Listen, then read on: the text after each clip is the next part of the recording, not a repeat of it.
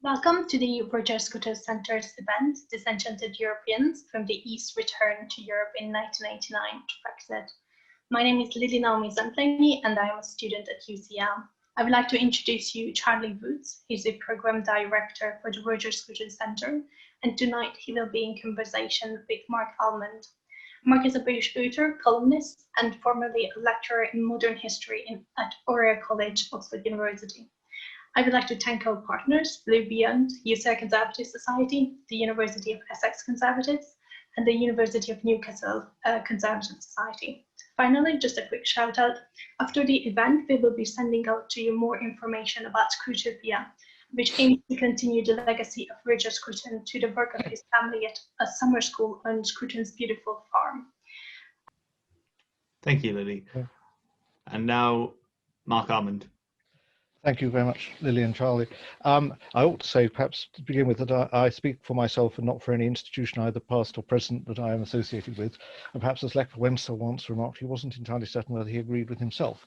But what I'd like to talk about is the whole question of how it was that Roger Scruton and people who were involved in trying to help dissidents in communist Europe in the 1970s and 80s, and many of those dissidents themselves became disenchanted with what Lily's talked about, the return to Europe, the idea of a united Europe, a common shared heritage, and joining what became the European Union with the collapse of communism.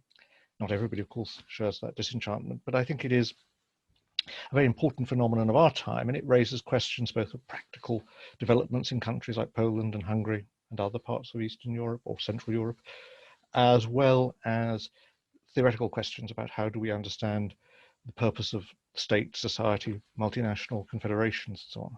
A lot of big issues. I think it's worth thinking back to when Roger Scruton personally first, I think, went to give a seminar in Czechoslovakia, communist Czechoslovakia in 1979. It's very easy for us now to think everybody knew communism was going to collapse and it was on its last legs, 10 years at most to go.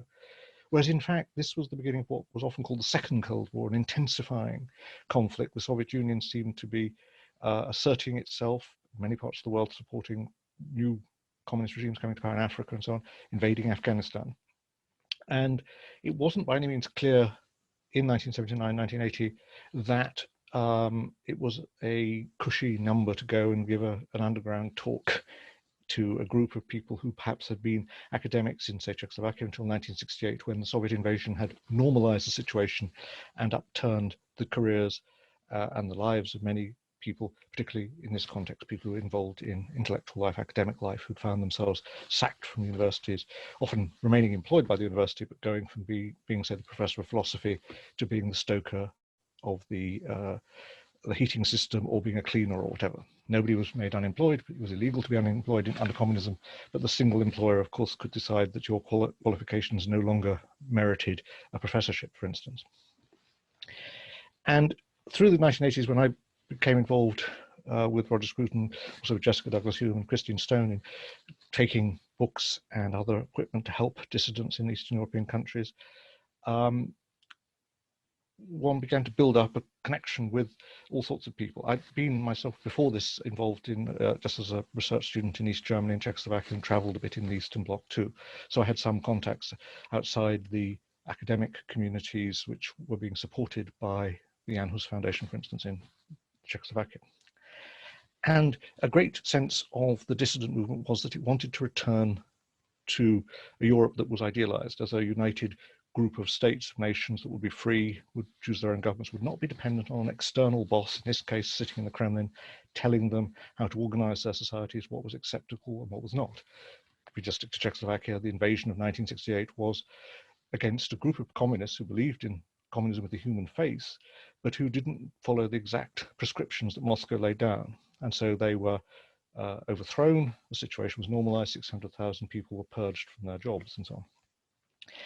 And the assumption was that once the single party state, a single party that not only controlled politics and the police, but the whole economy, all employment, once that was overthrown, then there would be almost a utopia, if you like. That there would now be the achievement of freedom, democratic self-government, and also prosperity. Now, we can see, for instance, that achieving prosperity when you've had 40 years of not only destroying capitalism, but destroying the capacity to create wealth is not so easy. As people used to say, the communists knew how to turn an aquarium into fish soup. They didn't know how to turn the fish soup back into an aquarium, or very often did anybody else. But this ideal of return also raised questions. Are you wanting to return to a past vision of Europe? After all, when had Europe ever been united? Perhaps very briefly and not terribly pleasantly under Hitler in the 1940s, or under Napoleon before 1814. So in a sense, what, say, Roger Scruton would talk about is a Europe in the Burkean sense. Burke talked before the French Revolution and even more afterwards, that Europe had constituted a commonwealth of independent states, kingdoms and smaller republics who shared certain basic principles. And even Rousseau, who often would obviously be a challenger of Burke, or an unconscious challenger to Burke's ideas, said that Christianity lay at the heart of European ideals. Somebody like Larry Siedentop, for instance, in his books on democracy in Europe, but also on the emergence of the individual, emphasizes that maybe the church, certainly the inquisitors, were not particularly interested in individual rights and so on, but paradoxically, the power of the church and its institutions helped to promote individualism, which in turn became a basis of European civilization, and obviously was the opposite of a totalitarian collective model of communism. And if we think about it, the original promoters of European integration after the Second World War were to a great extent people who, in a sense, we can see were inspired by that symbol of Europe, the 12 stars on a blue background, which derives from the rose window in Strasbourg Cathedral. They saw the Christian heritage of Europe, and also Judeo-Christian heritage, as a rejection of totalitarianism, of fascism, which had been defeated, but obviously was a very recent enemy, and the communist rival and threat from the East. And it's quite striking if we think through the evolution of Europe that we find that when a constitution is proposed for the European Union in 2005, drafted by a committee led by Giscard d'Estaing, religion, and quite specifically Christianity, are omitted from the long litany of sources of European identity. And it seems to me that whatever you think about religion, it is as if you were to omit religion from the sources of the identity of people in India, whatever. You will be regarded as absurd. But it indicated, in a sense, a shift, a huge cultural shift, a cultural revolution in the elites in the West, in their attitude to the past. Indeed, their sense of shame and their discomfort with the past and with national identity. And this, in a sense, is one of the problems that arose in the countries to the east of the old Iron Curtain dividing line, that in this, from the late 60s through the 70s and 80s, a dissident movement emerged that united people who had once been communists, ex-communists, who had, as we have seen through their illusions, people who were anti-communists, perhaps also people who were uncommunists. Yet that unity quite quickly broke down after 1989. In some ways, this was perfectly normal because there were different political agendas. But I think one of the things that bedevils us today in Europe, and also, by the way, in America, and I think we should perhaps think about how far America has gone from being the benefactor of the European states and of the project of freedom to having achieved that great victory, as it were, in 1989, 1991, that to some extent the American model has become an obstacle to individual societies being able to determine their own ends, because the key feature of the American political model, it seems to me, has become the use of the law and the courts to decide political questions rather than elections. So the courts go from enforcing the laws that are passed by elected bodies to themselves becoming the creators of the laws, the creators, if you like, of the social values. Now, in a sense, in the US Constitution, it may be no other way because it is written in such a way that you have a Supreme Court. But the European Union, and to some extent, those were lawyers everywhere, have aspired to downplay democratic input and debate by proclaiming that there are values which are in a sense fixed and must be supported. Now, I think there are certain values like freedom, like tolerance, like not being horrible, not torturing people, and so on. But there are all sorts of other decisions which I may value, you may not, or which are in a sense debatable and are best decided by elections rather than becoming fixed in law and written constitutions. And so this model of what sometimes might be called woke legal legislation has transmuted itself also to Europe. And I think it's worth the thought experiment, say for the sake of argument, that rather than being predominantly secular and asserting that there are key secular values that should be imposed across the whole European Union, imagine if the majority of countries were still not only nominally Catholic, but a majority Catholic.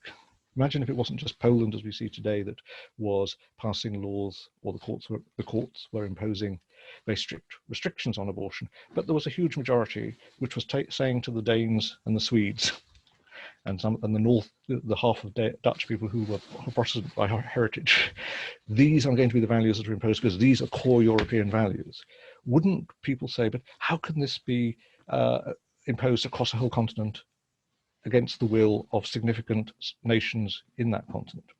And I think at the moment we're seeing the opposite effect, that a secular liberal elite is using European institutions to say there are some backwards corners of our union which have elected people that have the wrong ideas. And this must be stopped and this must be reversed.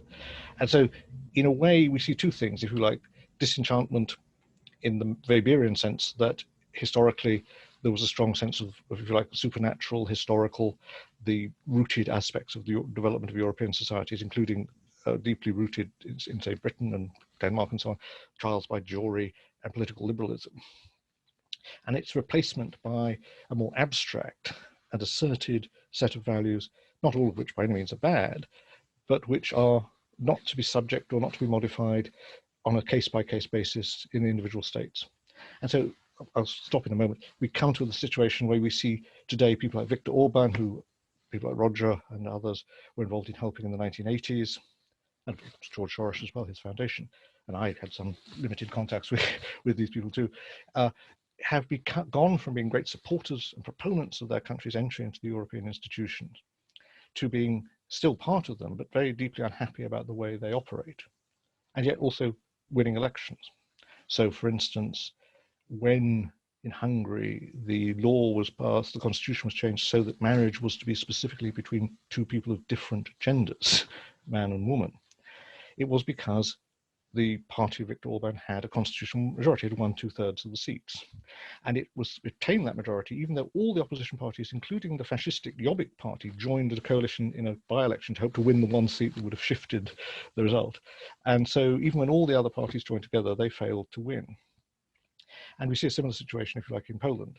The Lech Kaczynski and his brother, who's still with us, were dissidents in the 70s and 80s, and were great arguers for Polish integration with the West. They remain very suspicious, deeply suspicious of the historical enemy of Russia, not only as a communist state, but also as a kind of historical rival. And these people, and Václav Klaus in the Czech Republic and so on, have all moved to a position of profound skepticism. And as often is the case, it was the case also with Brexit in Britain, the proponents of the European Union tend to say, these people are peasants, they're bigots, they're all sorts of rude words, and they're not really people that should be engaged with intellectually, because it's beneath contempt. And even when it seems to be, even if that were true, politically it's not very wise to treat the people who don't agree with you as famous as Hillary Clinton said about the supporters of Trump. She actually drove some working class Democrats into his camp because she described them as despicables and so on.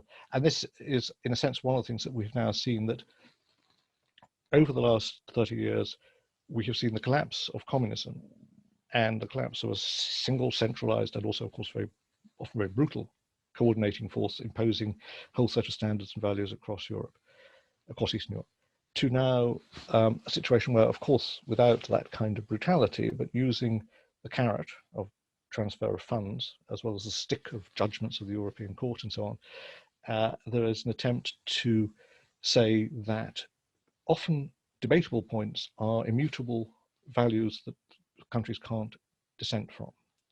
And I think this is now a great danger for the European Union, and there are other dangers, of course, facing it. And in a sense, it was also a factor in why people like Roger moved from being like Mrs. Thatcher, supporters of European integration, to being skeptics and then ultimately supporters of Brexit, because they felt that in the softest, most cloying sort of way, Brussels was becoming a smothering blanket, preventing freedom of discussion, free choice of individual states to make their own laws on issues that really were not subject to external scrutiny, or should not be. There's a wide feeling that the argument today across Central Europe and in Eastern Europe is that effectively the divide is between the EU's undemocratic supranationalism versus the illiberal democracies. And illiberal is a term that's been used kind of broadly by a lot of Western press. So I use that term without any sort of... Well, Viktor Orban himself has said that he's... Yes, exactly. Going on the example of Viktor Orban, if such illiberal democracies were to separate from the EU and the supranational structure, wouldn't they risk falling back under Russia's influence and therefore going full circle in a sense, not quite to the same level as the Soviet Union, but certainly reorientating themselves back towards that Eastern influence? Yeah, I mean, that is certainly a kind of natural geopolitical issue, isn't it? That if there are centers of gravity, if you don't pull towards the West, you'll pull towards the East. And of course, it's worth saying that Putin's Russia has abandoned the communist model of the economy, and in many ways has substituted traditionalist values and support, for instance, for the Orthodox Church in Russia as the primary ideological force, and linking that with a sense of Russian nationalism. That they perhaps to some extent have tried to then say to people across the wider world, but certainly in Eastern Europe, you are unhappy about what, for the sake of argument, I might call the woke agenda from Brussels. Well, we ain't woke. Aren't you therefore more natural allies for us? Where they face the problem, of course, is, as I was saying with regard, for instance, to Poland, the deep-rooted traditional Polish antagonism towards Russia, all things Russian, which saw, as it were, communism as a bad idea because it was atheist and dictatorial, but also it came from Moscow. Whereas, shall we say, Czechs, for instance, were not particularly anti-Russian historically. And even today, you could say that Mr. President Zeman, although he was a dissident before 1989, is one of those people who comes from that kind of Czech tradition that sees the Russians as being the friends as a counterbalance to the German speakers, who were the real enemy. So the individual histories of East European states help to explain their attitude both to communism and also then to the post-communist situation. But you're right to say that there could exist a risk that if they left the European Union, that would happen. I don't myself think that that is what they want to do. Partly there are clear financial interests in remaining, but partly also I think they do to some extent perceive themselves to be pioneers of the disenchantment coming back into the West. Now, whether this will happen, because actually what it seems to be that one of the problems with having a single set of values and constitutional rules for the whole of Europe is precisely that the historical experience, say, of the Dutch versus the Hungarians, or the Spanish versus Swedes, or versus Lithuanians, is so different. And this, of course, raises the problem of geopolitics too, doesn't it? If you are the Baltic states in Poland with a border with Russia and a history of occupation, then that is the key issue for you. But if you live in Spain or Sicily, the sense of Russia being a threat, which might have existed, say, for the Italians in the Cold War when they had an Iron Curtain border, at least with Yugoslavia, it now seems a long way away. And so one of the problems, if you're going to have a national community or a European community, is, I'm afraid to say, it's a practical matter. Do you have the same enemy? If your population to a great extent feels positive about some societies and perhaps a bit suspicious of others, that their prejudices, good or ill, might be wise or unwise, but they form a cohesive blob, as it were, as a unit. Whereas we do face the problem across the EU, that where we face various challenges, if you're Spain, Portugal, Italy, Greece, and so on, across the Mediterranean, you have the refugee crisis, which also have political instability, you have the role of Turkey asserting influence in the territorial waters of Greece, and also in Libya, we see, for instance, the French and the Greeks are on one side, and the Italians on another. So we don't have a common European foreign policy. It's not just the Brits who were disruptive factors getting unity. I think if we can see, for instance, with the vaccine question, can't we, that the illusion that many people had that if you got rid of the Brits, who undoubtedly were a disruptive factor, then everybody else, all other 27, could agree, and they would all agree on what was the main priority on any given issue. And in fact, I think we can see that that doesn't apply. And this is, in a sense, a danger overall for the EU, that if, therefore, the centre says, but this is the priority, there are going to be significant subgroups who happen to speak the same language or have their own language, but to say, well, that's not so important to us. This leads fantastically into my next question, which is what measures might the EU's leadership take in order to reaffirm control over the Central and East European states? Yeah, well, they might take what I think would probably be foolish and counterproductive measures. If you try to bully countries, you tend to push people together. So there will be people in Hungary, people in Poland, people in Slovenia or whatever who will say, although we don't particularly like some of the things the government is doing, or we perhaps particularly dislike some of the things, we don't want Ursula von der Leyen or some bureaucrat to tell us what to do, or to say we're going to fine you serious money. And one of the things we've seen repeatedly is when on budgetary issues France or Germany broke the Maastricht limits, the fines, if they were raised at all, were derisory for the budgets of France and Germany. But where you begin to say we're going to withdraw hundreds of millions of euros of funds from relatively poor countries and relatively small populations, that has an impact. But I think it would be counterproductive. A wiser policy would be to see what happens with the elections. Because, for instance, it's true that in Hungary, the Fidesz party has won a constitutional majority in elections. And as I say, even in the recent by-election, when all the other parties united behind a single candidate, they failed to win. But it's not impossible that certainly they could win enough seats to make it more difficult for Viktor Orban to rule, because he wouldn't be able to change the constitution or to do everything without restraint. On the other hand, in the case of Poland too, we see that in practice, although there's an electoral majority for the ruling party, it is not by any means secure. It doesn't have a massive majority. It could conceivably lose. So it would seem to be more sensible for the Europeans actually to bite their lips and to see if there could be a domestic change in the electoral process. One of the problems is, in a way, I didn't have time to talk about this, but I'm going to throw it in now if you'll forgive me, is of course that one of the sources of discontent in these countries is that something which, when I was a student and was studying the restoration after the defeat of Napoleon in 1815, you wonder why in the late 1820s are they still going on about 1789? Why are the reactionaries wanting to reverse things?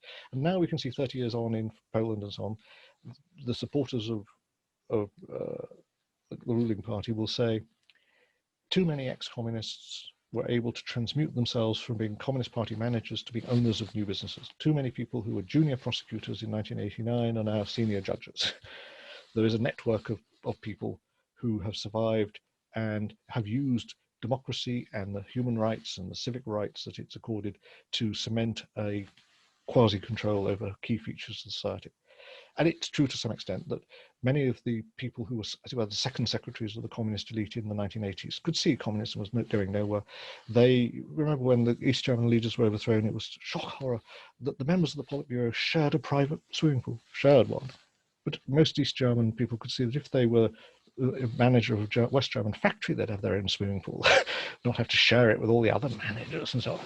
So there was a huge shift away from communism. And you could think, for instance, recently the new Prime Minister of Estonia, Kallas, is the daughter of Sim Kallas, who was the Prime Minister of Estonia, was a European Commissioner, but was also head of the trade unions in Soviet Estonia. And so the Kaczynskis would say there is this kind of inner group of people who are able to make the leap from communism to capitalism without having to find that they were on the ladder always going up. They never were on a snake going down. Now, you can say, of course, that much beneficial change is brought about by turncoats. You know, there's more joy in heaven over one sinner who repents than over 1,000 justified people who've never committed sins. Maybe we shouldn't be too harsh on the turncoats, but you can see people who felt that they were losers before 1989, they haven't particularly benefited since 1989, then say, and here are the people who are fated in Brussels as it were, the true representatives of our societies, but they were fated in Moscow before that, or their parents were. I'm going to take the risk of asking you for a prediction, and there are many speculations about whether another EU member country will leave the Union. Charlie Sherwood from Blue Beyond asks, can you foresee any circumstances in which any of the Visegrad Four leave the EU? Yeah, well, I also quite often I get asked by journalists, they say, Mark, you're a historian of X, what's going to happen next? And I say, well, I'm a historian, not a prophet, you know. And so in many ways, the possibilities of the future are pretty open, perhaps infinitely open. So I will throw a few predictions out, which will be wrong, but that will reduce our ignorance of the future by however many predictions I make. we'll know at least that won't happen in quite that form. But I think, as I say, although there are quite strong reasons why the Central European countries would probably prefer to remain in the EU, though they would also like the EU to be more respectful of their particular interests and their particular ways of doing things, it is possible to imagine that the economic consequences, for instance, of COVID will begin to produce a real crisis. After all, you take away the British contribution to the EU budget. If you have a huge downturn in the economies of Germany and Holland, there's going to be a huge pressure domestically for people to say, why do we transfer all this money to other countries when we now have large numbers of unemployed ourselves? Remember, if you think how the issue of cash to Brussels was played so well from the point of view of the Brexiteers in Britain, remember, if you're Dutch, they pay £2,000 to be in the EU. So you could join the Garrick for this. And so I think this is probably unexpected developments. Things like the economic consequences of COVID, particularly prolonged lockdowns and unemployment and economic problems in the West, could well mean that the terms of the arrangement between Central Europe and Western Europe, that is to say, the Central Europeans gained investment, gained structural funds and so on, that could be taken away. And that would remove one of the incentives to remain, perhaps the single most powerful one. I think it's also possible that we're perhaps looking slightly in the wrong direction. For all that Hungary or Poland are seen as being pains in the rear of Brussels, it could be that other countries in the core countries of Europe also change their minds. It has long been discussed, hasn't it, that the original six, and perhaps one or two others, might say, should we perhaps not set up our own inner community and essentially expel the mendicants of the Mediterranean and Central Europe, and either keep a nominal European Union, but there would actually be an inner core. So the variable geometry and all those things which were much discussed in the 80s and 90s could come back with a vengeance. But I think it's more likely to come from one of the West European members. And there is also the question, if you don't belong to the euro currency, of course, it is easier to leave.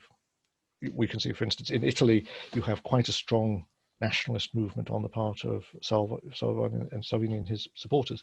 But they're essentially saying, and even Marine Le Pen in France, is leave the euro, because then we'll get financial independence, not necessarily leave the European Union. But leaving the euro is quite a complicated thing because all sorts of people's pensions, savings, and so on are denominated in it. And we can see, for instance, in Scotland, I think when it comes to a referendum on Scotland, will Scots want to leave the pound? Because it will be a much bigger wrench than just leaving a union, whether Britain leaving the European Union, which is obviously a huge change, but if you leave not only trading and other arrangements, but you leave a financial arrangement, actually the value of the money in your pocket, to use Harold Wilson's term, the pound or euro, that is a big wrench. And it takes a big crisis, I think, to bring that about. So I'm not sure I've answered with a prediction. Perhaps I've more said why I think Chexit or Hungsit or Polsit or whatever is less likely to happen, but it's not impossible. And as I say, partly one of the things that's worth thinking about is intellectually and philosophically, the European Union's advocates have been locked into the idea that there's a rail track. They're always using the term, you're riding on a bike, and if you stop pedaling, it'll fall over, and there's only one direction you can go in. And I think we have seen in our own lifetimes, or certainly in my lifetime, great unexpected events happen, like the collapse of communism, like the economic crisis of 2008, COVID even more recently, and even Brexit. How many of the people who voted for Brexit really thought they would win? And of course, one of the reasons why they won was because the proponents of Remain really didn't expect, and therefore didn't feel the need to argue fiercely enough, because they underrated the deep currents. And there may therefore be these deep currents which could come to the surface, because it's possible to say, if you get rid of Viktor Orban, will you necessarily find that a future Hungarian leader would be more amenable to Brussels? It's rather like people who say, thank God Trump's gone. Maybe the next Trump will actually be a much more effective politician, because Trump actually wasn't very good at the job, spent too much time tweeting. What if you had a person who could appeal to Trump's supporters, but actually had a much clearer understanding of how to move the bureaucracy and how to get things done? How do you think the rise of China in recent years will affect European politics and ideals? This is from Theo at the University of Leicester, and he envisions the European Union pursuing further integration? What, with China or just internally? Internally as a Okay, result, in order to combat yeah, the economic and political influences of China. Yeah. Well, one of the things we see is there are quite deep divisions in attitudes towards China. Germany is, after China, the world's major exporter, and it even exports quite a lot of manufactured goods to China. And so we can see that Germany has been very anxious to avoid a clash with China. Mrs. Merkel, Frau Merkel, who I remember as Fräulein Kress in Leipzig, I'll go into that another time, she has said that she does not want to have an antagonistic relationship with China. Because even if Germany imports more from China than it exports, it still exports quite a lot to China. Siemens and the big engineering companies do that. So to actually get a common European policy, as on so many things, everybody says they're in favor of it. But when it comes to what it's going to be, it either tends to be dictated by a Franco-German alliance, or even sometimes, as we saw with the refugee crisis in 2015, by Mrs. Merkel, by Germany itself. Berlin announced that the borders were to be opened and failed to see that actually there were a number of countries between it and where the refugees were at that point. And so those countries either had to defy Germany and not open their borders in the case of Hungary, or had to open their borders whether they wanted to or not. So what I think we're likely to see is people quite often are saying, yes, we must find a way of becoming less dependent on so many supplies and so many resources from China, because we've seen with COVID that it leaves us vulnerable and potentially blackmailable. But on the other hand, then when it comes to asking people to make the sacrifices to pay for those kinds of policies, particularly with an economic crisis produced by the lockdowns on the back of the pandemic, you then have the great problem, do you really want to do that? It's much easier to put it off. And the longer you put off the decision, more difficult it is to make, because you're integrated more and more. We see the building of faster rail links through Russia to Europe, which are for the Chinese a huge strategic goal, not just that they will speed up the dispatch of things made in China to Europe, but also it's much more difficult to imagine that the sea lanes which the Americans dominate could be in some sense blockaded or shut off. Or even that there could be some incident or whatever, war in the Middle East that could block, for instance, the Suez Canal. And so the Chinese are, in a sense, building up a land route to Europe, which is now more or less viable. They're also, by the way, of course, buying ports in both Italy and Greece to actually have day-to-day business control of the points of entry for their goods. And all of this is increasingly difficult to imagine being reversed. And as I say, then also it is likely that any German government will be less inclined to have a showdown or to have a dramatic change of policy. And that makes it very difficult for there to be a European policy. And in that sense, we're likely to see the British drift further away from whatever is the dominant European policy. Because, of course, to a great extent, it will be made in Berlin and Paris, possibly in Rome, as a kind of tripartite agreement. But as I said, there are quite obvious differences rhetorically at the moment, certainly, between the French and the Germans too. Will Hayes from Newcastle University asks, do you believe in the face of communism, European conservatives have been too keen historically to take on more liberal policies such as championing individual liberty above perhaps the common community good and things like free trade too easily? Yeah, well, I think a lot of policies you have to ask what are going to be the consequences. And as he implies, in some ways one could be over ideological and over dogmatic. And for instance, Adam Smith said that there were some things more important than opulence. So although he was the great promoter and arguer for a free trade-based economy, he did not think that had to be an axiom that you could never question in certain circumstances. So he thought, defense of the realm was something that had to prioritize over economic interests. And he also, of course, had a very low view of the ethics of merchants and traders and business people in general. He just happened to think that trying to legislate for them to be good wouldn't actually have beneficial effects. But I think we saw, in a sense, in the debate, say, about Brexit in Britain, many of the proponents of Remain said, the EU is our largest trading partner. It is the source of my prosperity. And even some of them would say, I've got a villa in Tuscany, or what Matthew Paris has a castle in Spain. But a lot of people in the Midlands and north of England said, well, I haven't got a villa in Tuscany. And actually, the period of our membership hasn't been beneficial to me. Now, whether it explains why there was a decline of the industrial heartlands of the Midlands and the North in Britain, to blame it on Brussels may not be entirely accurate. But if you say that the existence of the EU coincides with prosperity, and it doesn't necessarily for some people, then they're not necessarily going to take the argument that this is something that they should vote for. And we saw that in Britain. And I think this is again a potentially disruptive factor for Europe in the coming future, that enough either nations or subgroups begin to say, is this model working for me? And it's all very, as we know the famous distinction between English and French thought. The English say it's all very well in theory, does it work in practice? And the French say it's all very well in practice, but does it work in theory? And perhaps the model, even the free market model, has been too much emphasized as a theoretical model, rather than asking what are the practical effects? Because in reality, of course, there is a huge difference, and almost any so-called free market is going to be better than the communist model in terms of producing social goods, producing wealth for broader sections of society. As I was saying earlier, communism was very good at destroying capitalism and, in a sense, destroying wealth, but it wasn't very good at making things. But I think there's also the danger of overlooking that what we now call free trade and free market is very much a highly regulated phenomenon. So it matters what regulations you make, because you may, as we see, for instance, with the internet, favor one group of companies over another just by the nature of the regulation or the lack of regulation that you have. And so the free trade that existed after 1846 for Britain was basically you could arrive in Britain with anything legal and sell it. And there were very few restrictions on what you could sell.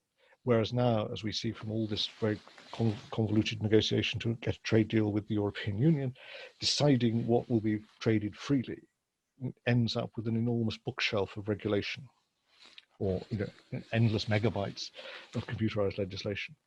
And so I think that we ought to be, from the perspective of people who are in favor of economic freedom and development that way, to sometimes ask, is the label always what is actually in the bottle, in the packet? This leads on to an interesting question from Samuel from the University of Essex. Do you think the reason for the historic divide in West and Eastern Europe is the fact that Eastern states seek to club together to protect themselves and grow bigger, which doesn't necessarily match with the Western unease of strength and numbers?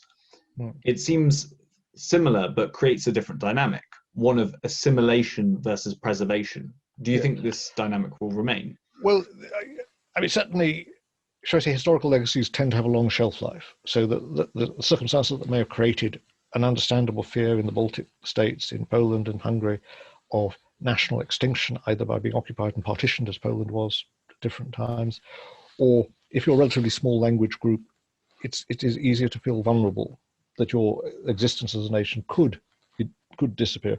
Whereas if you're an English-speaking person, it's very difficult to imagine that the English speakers of the world are going to go up in smoke, as it were.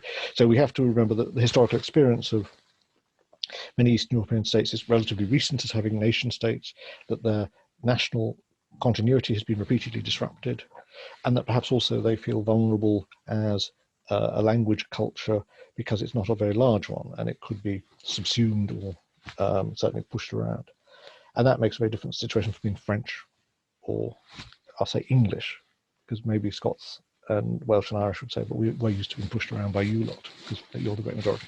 But when we come to look to the future, therefore this dialectic, you could say, between those states that also have felt able to absorb large numbers of people and have been able to, because it also seems to me that for all the debates about immigration, the striking thing is how relatively modest the problem must have been, rather than that there are huge fissures threatening the whole of society, which doesn't, of course, underrate that there are certain subgroups of people from recent immigrant communities who become very violent. But we are talking of hundreds rather than tens, or certainly not hundreds of thousands or whatever. So I think, but also, in a sense, you're dealing with the confidence of a society that has a history of absorption and has a culture able to do so. And a culture also that people perhaps want to integrate with, because if you learn to speak English, if you learn to speak French, you integrate not just into that country, but into a wider world. And one of the problems for the attempt by the West Europeans to say that their model of a multicultural society should be imposed on the East is that you're often asking countries to do so. It isn't part of their cultural history, quite the contrary, it's a sense of vulnerability. So for instance, we may not think that it was a real threat, but if you're Hungarian, where you have a history of enemies marching up from the Balkans and taking over the country, you may not necessarily think that a large number of migrants is just unarmed migrants fleeing from conflict in Syria and other places. You may feel that that is a historical memory of the Turkish Ottoman threat, which after all occupied most of modern day Hungary from the 1520s until the end of the 17th century, and even parts into the 18th century. I'm delighted to take a question from Sophie Scruton. Do you think Britain could have worked with the Central European countries at any point to reform the European Union? Well, I think there are two aspects there. One is, did the then British government at any point before 2016 really want to do that? Did David Cameron, beyond moving the Conservative MEPs from the People's Party into a smaller group with some of the awkward squad from Poland and so on, did he actually talk to the governments? Because what mattered in the making of European policy is ultimately not the European Parliament, but the Council of Ministers. And I think, so there was a problem. If you're going to have a successful cooperation, you need both sides to want to cooperate. And it seems to me certainly down to 2016. Basically, David Cameron and George Osborne wanted the problem to go away. And they thought the referendum would solve it because it wouldn't be the result which I'm sure Roger had voted for in 1975 of 2/3 voting to stay, but it would probably be 52-48 to stay. And you could say, that's it, it's over. So they weren't really interested in changing the system. Partly this reflects a fundamental problem that for many politicians across the centre left to centre right and across Europe, the European system is rather attractive because it actually liberates you from being controlled by the voters. Because you can say, we would of course like to do what the Polish peasantry would like us to do, but Brussels won't let us. We'd like to do what awkward customers in the north of England want, but unfortunately we can't get the other 27 to agree. And so the bureaucratization of politics and the, if you like, the haggling behind the scenes, which is the basis upon which European decisions are made and then are presented as being sacrosanct because they represent the ideals of Europe or whatever. And then, almost invariably the European Parliament votes 690 to 10 or 40 in favor of something. It's almost like Soviet levels of conformity. This is actually quite pleasing for the Euro elites, and it's a very interesting study which is never done of who makes up both the elected members, the Council of Ministers, the various bureaucrats and so on, the people who in a sense are used to Europe, are European. It is for them a genuine phenomenon. But they're quite a small number, because even in countries with quite a strong pro-European perspective, the number of people who vote in European elections is derisory. I mean, obviously, Britain led the way to low turnouts, but even in countries like Germany, where routinely 80% of people vote in national elections, which is considered shamefully low compared with the 90% plus that would have been the case 20 years ago, 40% of people vote. Which sounds quite positive from our perspective. So you have this gulf that actually the demos doesn't vote. So coming to Sophie's question, you would have needed the East European, Central European, I say East in the sense that they are the eastern side of the European Union, obviously not East in geographical sense of where Europe ends. They themselves were often divided, because there's quite often the point of saying, I don't want to be thought as bad as Victor, or Victor doesn't want to be thought as bad as Lech and the Yaroslav and Janša in Slovenia. You keep your head down in the hope that the fire of Brussels and perhaps any sanctions are going to be allocated to others, because you also face the problem that even if 4 or 5 countries get together, they can still on the whole be outvoted by the bigger countries, because for instance only Poland has any significant voting weight in any qualified majority voting. Now, had Britain and or several other West European countries joined in, saying there are really things that ought to be done, there are things that should be rolled back, I think the voting in our referendum would have been very different. Even quite modest reforms, I think, would have shifted a number of people who were not, as it were, dead against the EU, but were unhappy about the way it was going and felt that if they voted yes, it would go further down that way. That people who voted for saying this far and no further, perhaps not anticipating that it would be a leave vote, but certainly they wanted a strong leave vote to discourage further integration. And after all, even people who voted to remain, quite often were glad we weren't part of the single currency, were glad that we had various opt-outs. So that if you think in, say, in Britain, but I think this also applies to quite a number of other countries, enthusiasm for ever further integration, as opposed to acceptance of the existing situation, is quite weak. But it's very strong in the elite. It's very strong in the institutions like the John Monnet professorships and so on. That there's, which I thought you have to sign up that you support European ideals to take part in it, to be a professor or whatever. So you have, in a sense, an inner elite, an inner party, which is more enthusiastic than people who accept it. But on the other hand, structurally, it's very difficult for dissident countries, even several of them, to be effective at changing things. They may be able to block further developments, but they can't reverse them. And that at all is, in a sense, part of one of the principles of the integration project founded by Jean Monnet, that it should be a ratchet, that each step would move further forward. And even if there was a stall and a long period without any further advance, there could be no retreat. And that, I think, is in a sense an intellectual flaw for Europe, in that a model that works very well today and even tomorrow may turn out to have a flaw in relation to some unexpected set of events that come along. And if you can't react flexibly, and the whole vaccine issue for Europe, I think, shows this problem of inflexibility, then suddenly a previously successful model that was accepted by a consensus suddenly loses its credibility. But at the same time, the people who run it don't know how to change direction. And then you do have the kind of crisis. You could see, in a sense, without pushing the parallels too far, this was a problem for the elderly leaders of communism in the 1980s. They couldn't really imagine doing things that might make their system more viable, so they just drifted until the system hit the rocks. Lily from UCL asks, in most post-communist Central European countries, there is a nostalgia about the state socialist regimes. Why do you think this is the case? Is it due to this disenchantment with the current system? Well, there are two things. Partly, what the kind of intellectual disenchantment I've been talking about amongst political elites, politicians, and so on, is a reflection of popular opinion, but also it's often expressed in these polysyllabic words that don't necessarily communicate to ordinary people. One thing is, I have to accept that life in communist countries was not good, leaving aside political repression, censorship, religious oppression. But in many ways, the shock therapy, the collapse of the system was very, very disruptive. One thing, essentially, you could say people who support Brexit have to face this issue too. You know what you don't like about the system, but the things that you accept or even like about the system, you assume will carry on. But actually, the system is a system. So when you overthrow the system, you collapse all sorts of aspects of it. So there is just one part of people found that there were some things like, for instance, utilities were virtually free. So the number of telephones per capita was quite low, but you paid next to nothing for them. When you have private telephone companies, they will come around and install a telephone, but they make you pay for it. So you're a bit shocked by that. And then there's also, to some extent, a matter of age. Nostalgia is just a normal phenomenon. People remember in their youth all the good things and they forget the bad things.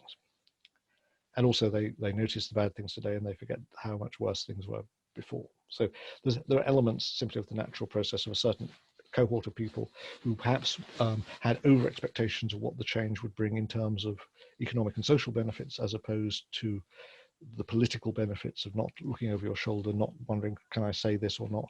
And this is, in a sense, one of the things that now comes back when people feel, are the forbidden words, are the topics that you can't discuss? And do you have to be careful that somebody might report you? To give you just an example from Poland, when the Poles had their referendum on joining the EU, it was held over 2 days. And the first day had a very low turnout.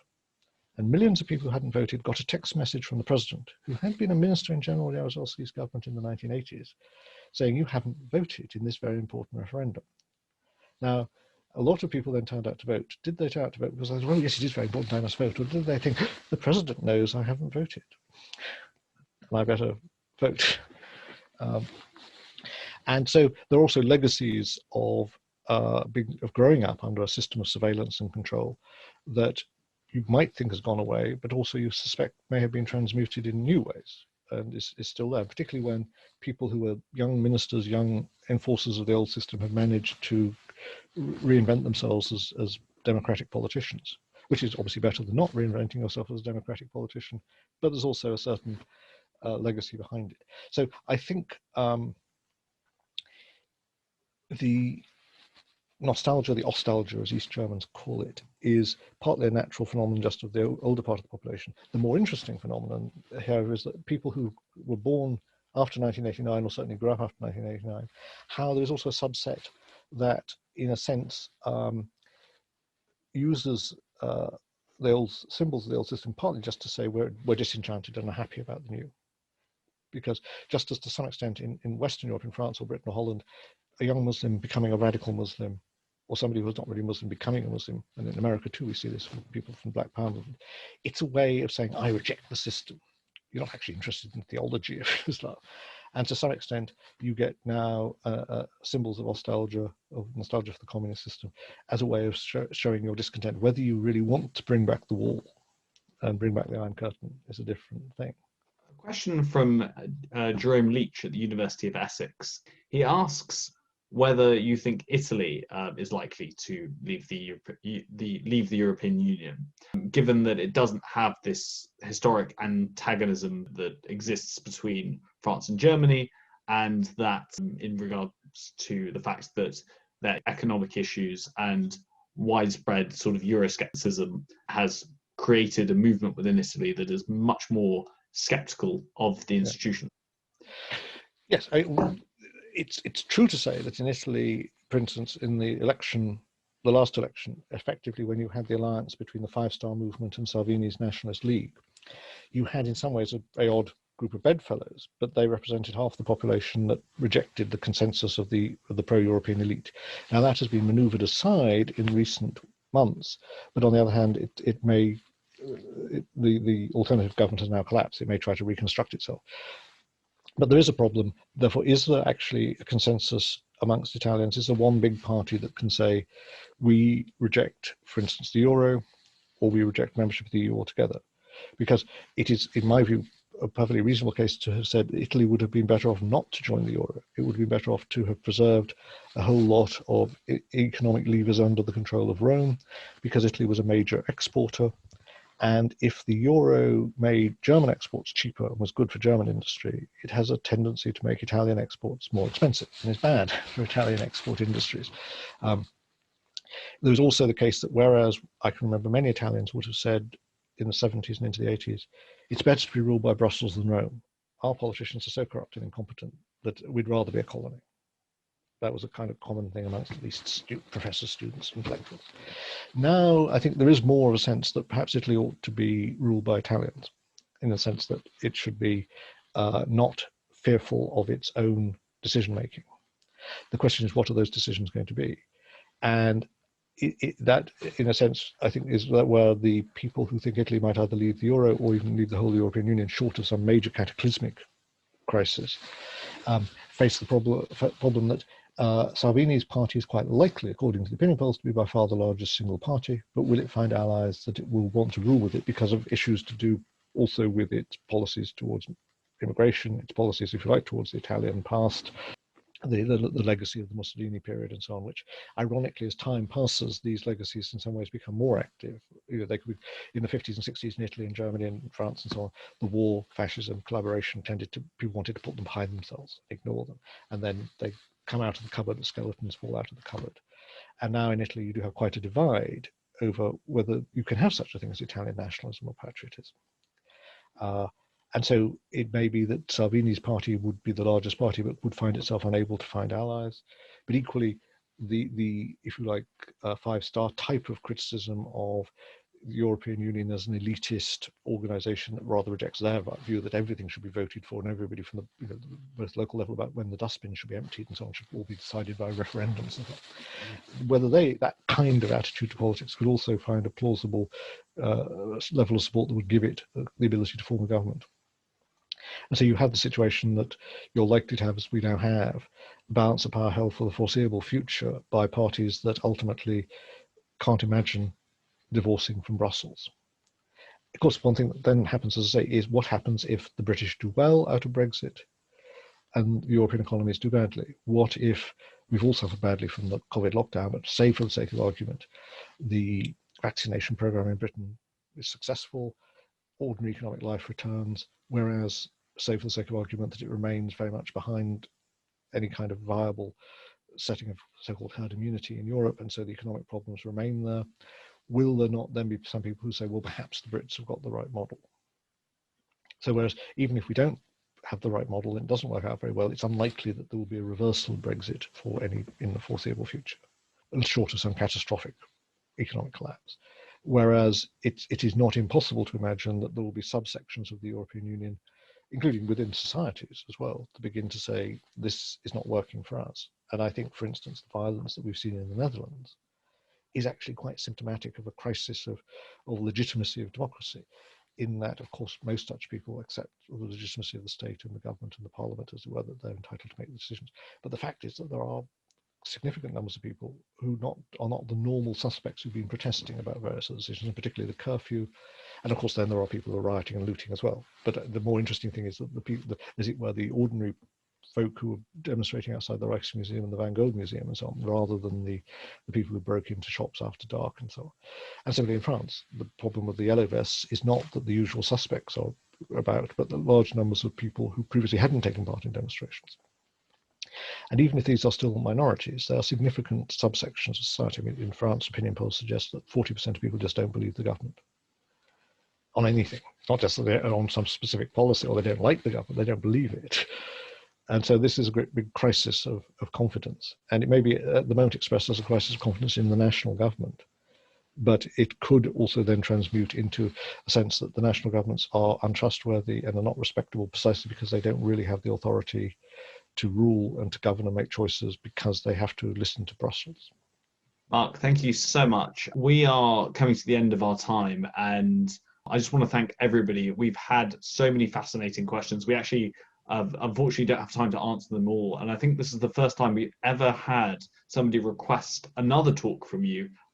We have one audience member who's requested for you to come back and talk to us about the Scottish referendum, so perhaps we will it reminds me of going to a seminar where the host said he was very happy to introduce Sir Mortimer Wheeler, and those of you who've never heard him speak will be looking forward to it. You may have to find another audience. We hope we will be able to have you back soon. Just before our audience go, are there any works or books that you would recommend for our audience to get a better understanding about the period of European history that we've been discussing tonight? Yeah. Well, I mentioned Larry Seaton-Top's book, Democracy in Europe, in a sense doing for Europe what Tocqueville did almost 200 years ago for America.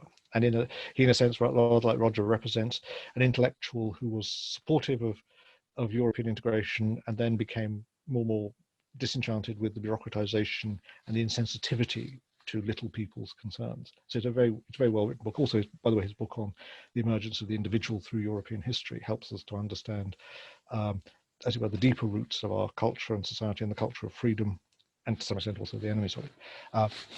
People could do worse than read some of Roger's writings on some of his, go back and even look at some of his journalism, which is collected often, of the 70s and 80s. The other thing is, actually one thing we can do, even though quite a few people have left Britain for all sorts of reasons who came from the new European countries, is talk to people about why they've come, what the experience of their countries is, and perhaps measure that against, if I may put it this way, the academic consensus. Because I suppose one of the things that I liked about the Dissidents was they were awkward customers. And they on the whole, were not driven by wanting to be part of a consensus. If they had been part of a consensus, they realized it was a bad idea. And unfortunately, all too often, the consensus might have been right, but it's never right for long. But it stays, as it were, a blob holding back debate and new insights. So anyway, good luck to everybody. Thank you very much for your participation too.